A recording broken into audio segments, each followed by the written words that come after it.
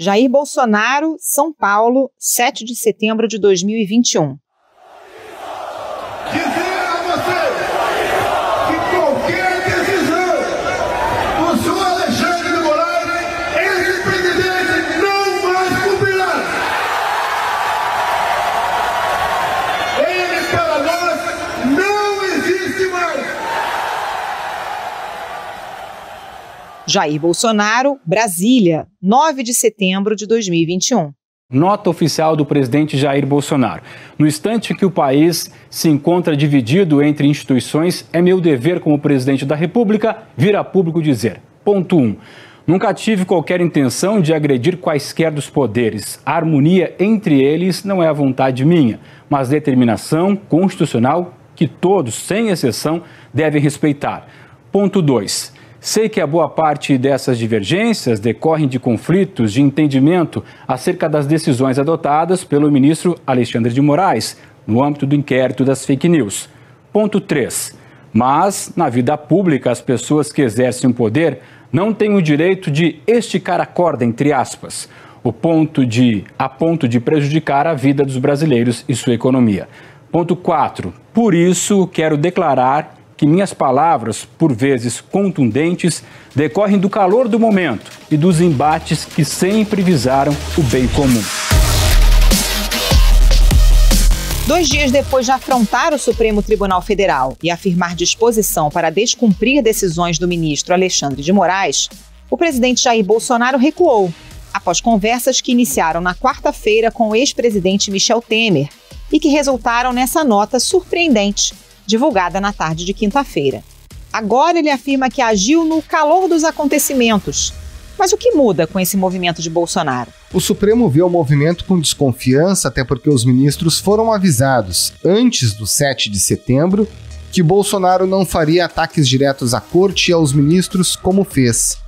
Também ainda não se sabe como essa mudança do discurso vai impactar a pressão dos partidos de oposição sobre o presidente da Câmara, Arthur Lira, para abrir processo de impeachment, o que Lira descarta por enquanto.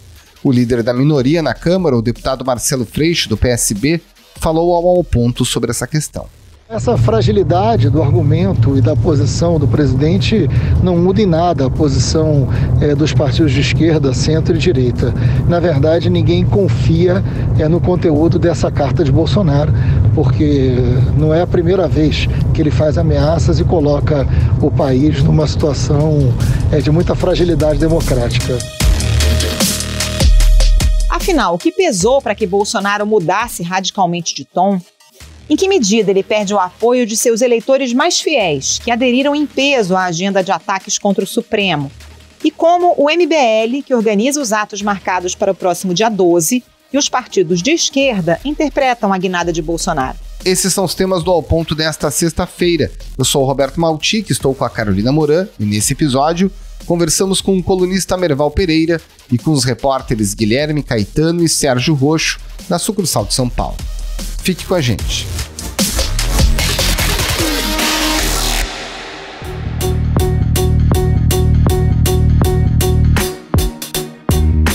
Merval Pereira, como é que você interpreta esse recuo do presidente Jair Bolsonaro? O que você acha que pesou mais para ele mudar radicalmente de abordagem só 2 dias depois das manifestações de 7 de setembro com todo aquele discurso golpista?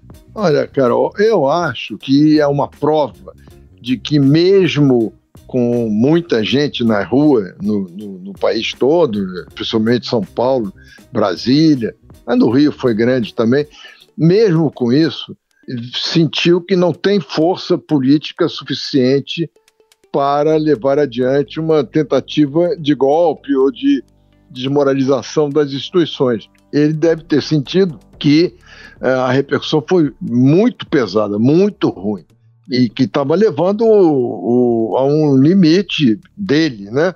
Que ele não teria mais para onde ir, como resistir à exigência das instituições, da sociedade, que ele se enquadrasse. Quer dizer, em vez de enquadrar o ministro, ele é que tinha que se enquadrar, né?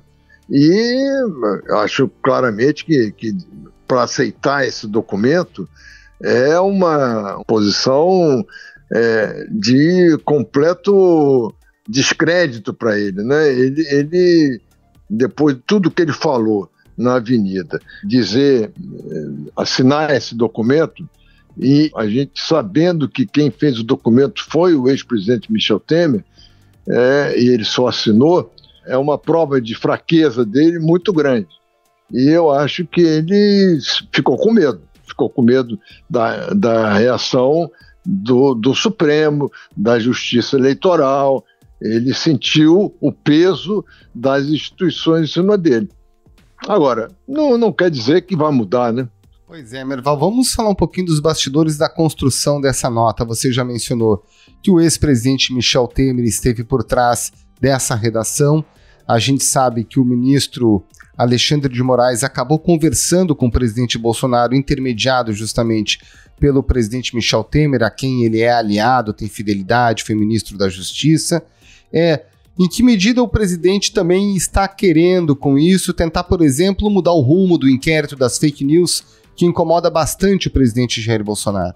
Olha, pode ser até que ele queira, pode ser até que o Temer queira, mas acho muito difícil que o ministro Alexandre de Moraes mude o rumo das investigações e interfira nas investigações, na atuação da Polícia Federal.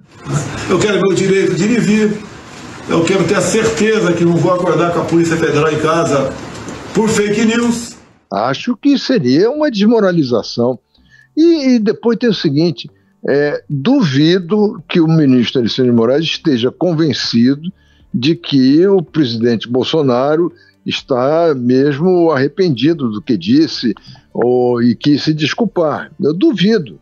Olha, deixa eu te falar uma coisa. O ministro Alexandre de Moraes, na véspera do 7 de setembro, recebeu ligações de vários políticos, o presidente da Câmara, Arthur Lira, o ministro da Casa Civil, Ciro Nogueira, todos dizendo a ele que o presidente Bolsonaro não ia fazer nada demais, que ia moderar o tom e não se preocupar.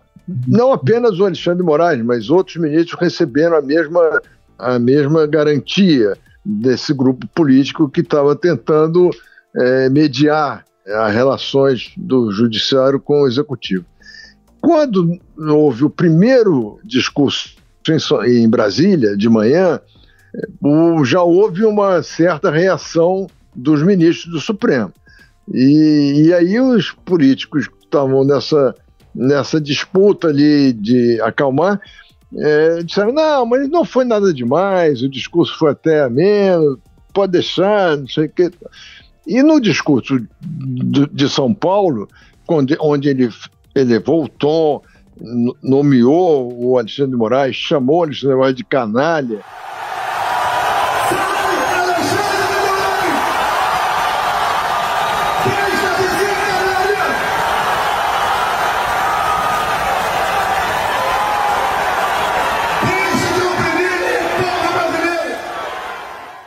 Não houve mais como tentar apaziguar os ânimos, né? E eles mesmos disseram, olha, realmente não era o que estava combinado, não adiantou nada e tal.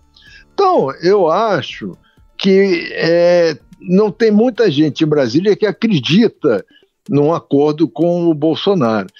Depois de tudo que aconteceu, o Arthur Lira e o Ciro Nogueira foram ter uma conversa com o ministro Gilmar Mendes. Conversaram, tentando ver caminhos para retomar as boas relações com o judiciário e tal, mas tudo isso é uma indicação de que os políticos estão preocupados, de que o Centrão está preocupado, mas não quer dizer que o Bolsonaro tenha essa preocupação. O Bolsonaro certamente sentiu a pressão, inclusive do Centrão, mas não creio que ele tenha condições de mudar de postura. Mais dia, menos dia, ele volta a fazer o que ele vem fazendo há 2 anos e meio.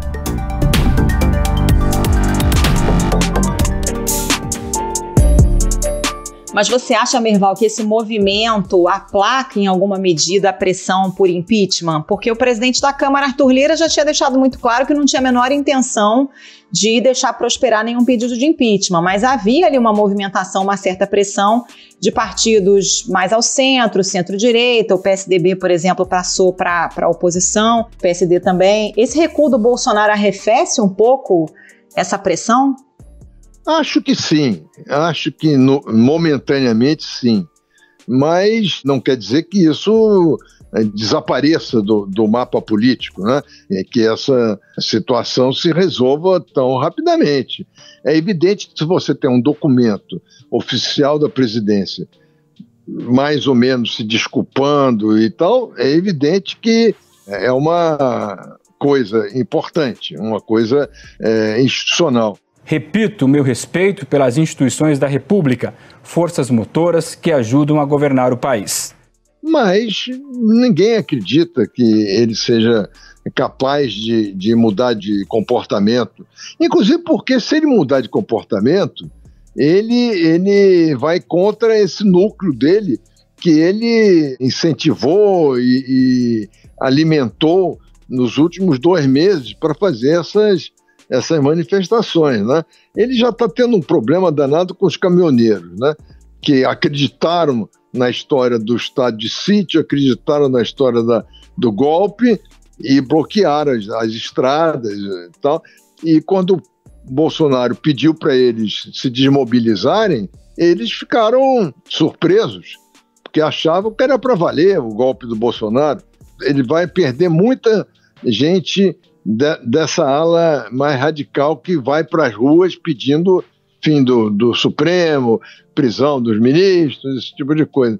Eu acho que ele está ficando numa situação muito delicada, isolamento completo, e dificilmente um documento desse vai solucionar o problema. Precisa ter muito tempo de Jairzinho Paz e Amor, para convencer de que ele mudou de posição. Acho difícil convencer alguém. Merval, qual o tamanho do estrago para o presidente no cercadinho, entre aqueles apoiadores mais fiéis? Porque nas redes sociais a repercussão foi ruim, né? Blogueiros aliados já estavam nas redes criticando a posição do presidente. Qual a capacidade dele reverter o estrago que foi feito com esse recuo? Só se ele voltar a radicalizar. Se eu estou entendendo bem a coisa, provavelmente ele vai passar dias sem frequentar o cercadinho, porque ao ir em direção àquele público que está ali, ele vai ser cobrado, ele vai ter que dizer alguma coisa. Eu tenho a impressão que ele vai evitar ao máximo dar entrevista, conversar com seus apoiadores diretamente, e vai tentar, nas redes sociais, tentar driblar. Mas ele está muito prejudicado por essa turma que está decepcionada, porque acreditou no golpe, na possibilidade de um golpe, acreditou que o presidente tinha força para dar esse golpe. E o que recebeu de volta é um documento de rendição, né? Eu acho que é uma rendição passageira, temporária, para ganhar tempo, mas é uma rendição. Merval Pereira, muitíssimo obrigado pela sua participação aqui no Ao Ponto. Um abraço e um bom trabalho. Muito obrigada, Merval. Um abraço. Obrigado, foi um prazer. Sem querer meus respeitos às instituições, você pode brigar com o ministro Supremo, você pode brigar com o senador, mas não com o Senado, com o Supremo, tá certo? E tenho certeza que bons frutos aparecerão nos próximos dias. É o tempo. Sérgio Roxo, como é que os partidos de esquerda, em especial o PT, receberam essa nota do presidente que dá uma guinada no discurso, dá uma aliviada e recua do discurso golpista contra o Supremo Tribunal Federal? Bom, Matic, o PT viu esse movimento do presidente Bolsonaro com muita desconfiança, né? A afirmação aí que as lideranças do PT fazem é que o Bolsonaro ele sempre faz isso, né? Ele vai dá uma declaração, depois recua e para daqui a alguns dias novamente fazer uma outra declaração contra as instituições, contra a Constituição. Então eles acham que tudo isso faz parte de um jogo que já é esperado. A presidente do PT, chegou a dizer que a natureza do Bolsonaro é golpista e democrática, né? Então essa é a linha aí que as lideranças do PT assumiram aí em relação a esse movimento que o Bolsonaro fez nessa quinta-feira. Roxo, antes dessa nota, os partidos de esquerda estavam numa posição muito clara, né, de pedir o impeachment do presidente, de pressionar o presidente da Câmara, Arthur Lira, para iniciar esse processo por crime de responsabilidade, cometimento de crime de responsabilidade. Com a nota, muda alguma coisa nessa estratégia? Dentro do campo da esquerda, não, Maltic. Os partidos de esquerda vão manter essa linha, né, de pressionar pelo impeachment. Agora, dentro dos partidos de esquerda, há um temor de que, com esse recuo do presidente Bolsonaro, os demais partidos de centro-direita, fiquem numa situação aí de dificuldade de aderir, porque, como a gente sabe, e acho que o PSDB é o maior exemplo disso, muitas legendas estão divididas, né? A direção do PSDB queria, e após os atos do 7 de setembro, que o partido assumisse uma posição pelo impeachment, mas uma parte da bancada, que é sempre bom lembrar, é beneficiada por emendas, né, por liberação de recursos por parte do governo. A parte da bancada vinha com o argumento de que era necessário esperar e tal. Esse grupo que acha que tem que esperar, que não é hora de aderir ao impeachment, vai ganhar argumento para dizer, não, mas o presidente já recuou, então não temos motivo para assumir uma postura desse tipo, né? Então é isso que vai acontecer. No próximo dia 12 está marcado esse ato em São Paulo, na Avenida Paulista, do MBL. O PT e o PSOL não vão aderir a esse ato, porque dizem que não vão pegar carona no movimento que já vinha sendo construído, né? O PSDB nacional não tinha uma posição, mas o PSDB de São Paulo vai participar do ato.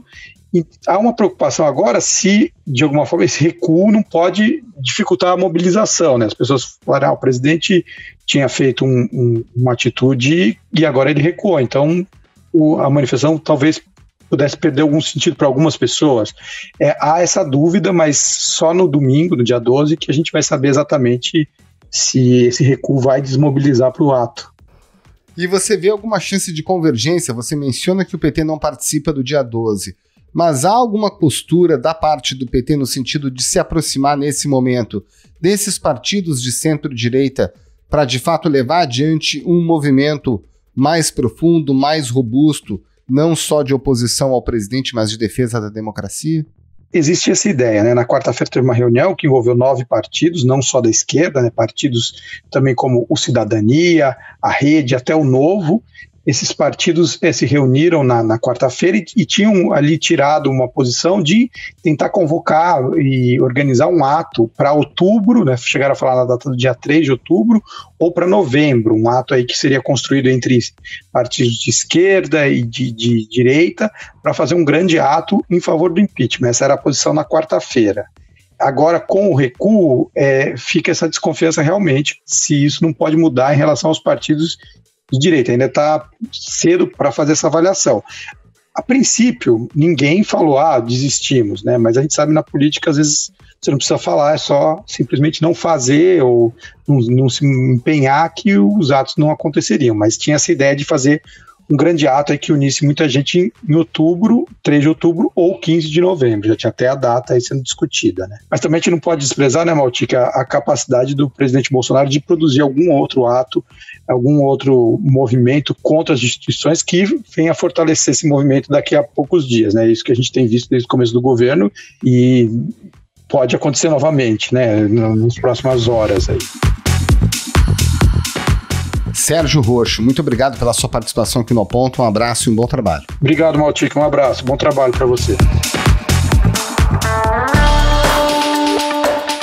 Guilherme Caetano, o MBL tem até um protesto marcado importante para o dia 12, unindo outros partidos, inclusive.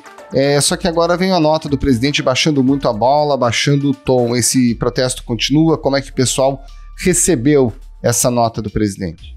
Eles estão comemorando até agora, né? A leitura que eles fazem é que esse recuo motiva ainda mais o protesto, porque demonstraria uma fraqueza do Bolsonaro, então ele ficaria mais vulnerável a pressão que for feita nas ruas, né? Então, o MBL mesmo viu isso como um presente. Agora, Guilherme, qual é a disposição do MBL de fato fazer um ato suprapartidário? Porque originalmente esse ato foi convocado com o mote nem Bolsonaro, nem Lula.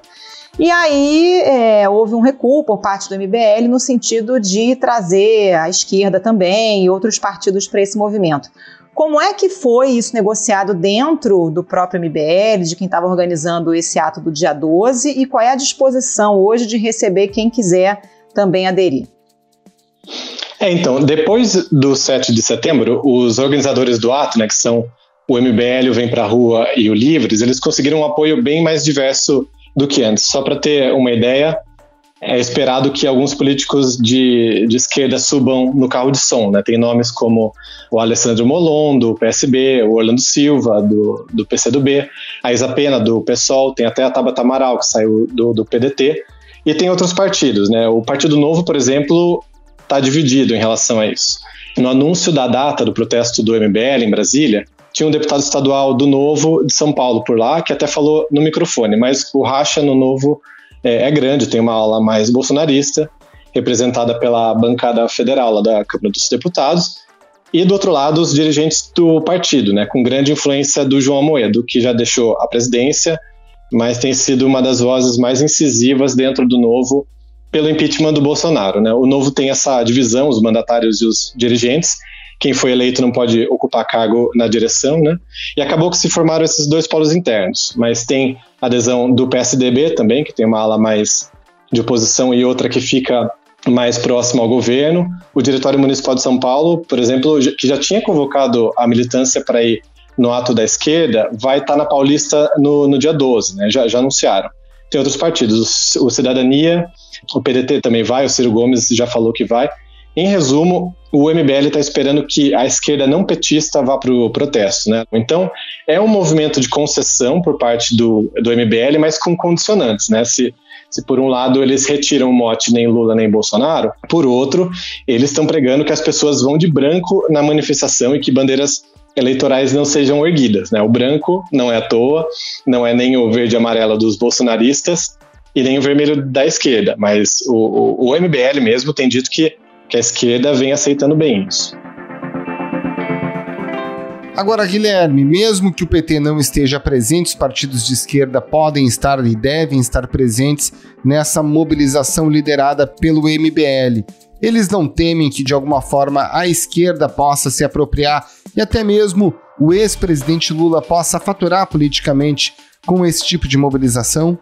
Na verdade, a avaliação deles é o contrário. Eles acham que a presença da esquerda prejudica o Lula, né?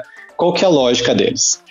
Lá atrás, o MBL chegou a ensaiar, se juntar com a esquerda naquela manifestação de 3 de julho, só que não tinha um consenso interno. O Renan Santos, ele até chegou a gravar um vídeo defendendo o pessoal ir para a rua com a esquerda, mas tinha uma ala contrária do MBL que não queria nem pensar em sair numa foto na Paulista com bandeira do PSTU, do PT atrás, né? O Kim Kataguiri foi um deles. Conversei essa semana com algumas pessoas do MBL e eu vi deles, a gente ficou até aliviado que a CUT não vai pro ato do dia 12, né? Porque a gente não ia gostar de ver aqueles balões da CUT ali no nosso ato, né? Falando isso porque a CUT é historicamente muito ligada ao PT, né? Então, eles acham isso. Então, é difícil dissociar a leitura eleitoral de tudo o que está acontecendo do movimento do MBL, né? O Renan Santos, ele avalia que se a esquerda vai para o ato, quem perde é o PT. Nas palavras dele, ele falou isso hoje.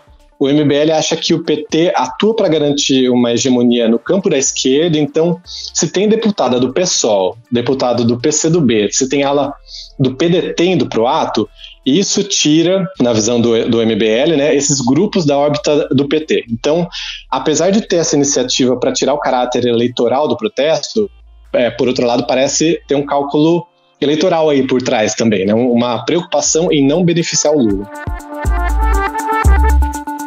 Guilherme Caetano, muito obrigada pela participação, bom trabalho para você. Valeu, Guilherme, um abraço. Eu que agradeço, foi um prazer, bom trabalho para vocês.